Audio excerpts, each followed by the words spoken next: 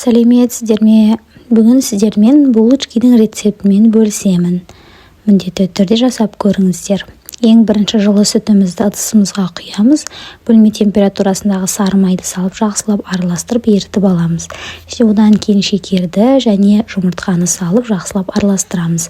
Ал одан кейін біз қосқыштарымызды саламыз. Бәрін салып араластырып болғаннан кейін ұнды елгезектен өткізіп бөліп салып, бірінші венчикпен араластырып аламыз. Одан кейін қолымызбен езіп, бетін жауып 5-10 минутқа қалдырамыз. Одан кейін маймен жақсылап барлығын араластырып болғаннан кейін оны жылы жерде қалдырамыз. Және көтерілген қамырымызды барлығын дастарханның үстіне тастап, бірнеше бөліктерге бөліп аламыз. Мен сіздерге гүлдің жасалу формасын көрсетемін.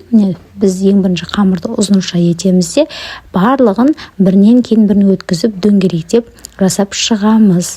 Барлығын осы рецепт, осы мен көрсеткен бойынша жасап шығып, басқа қамырларды да реттеп шығамыз. Барлығын реттеп болғаннан кейін біз бұны 5-10 минут, яғни 30 минутқа бөлме температурасында бетін жауып қалдырамыз. Көтерілген булочкаларымызды қызып тұрған 220 градуста пеште 10-15 минуттай пісіріп аламыз. Яғни бұны бақылап отырамыз. Әр бақылағаннан кейін беті қызарып, әдемі формаға енеді. Сол кезде алып, біз жұмыртқаның сарысын бетіне жағып күнжітті себеміз. Міне біздің булочкамыз осылай дайын болады. Дастарханға ұсынсаңыздар болады. Өте керемет әрі жұмсақ.